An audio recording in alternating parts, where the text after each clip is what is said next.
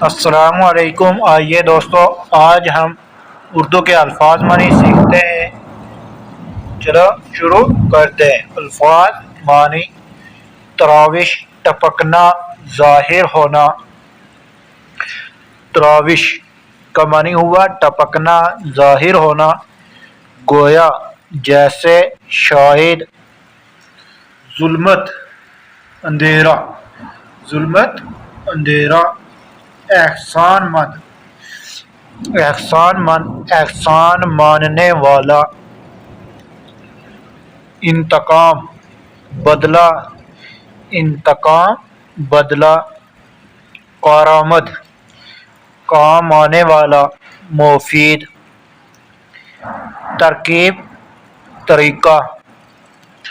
Novel, کہانی، طویل افسانہ۔ طویل افسانہ، طویل کہانی کو کیا بولتے ہیں؟ ناول۔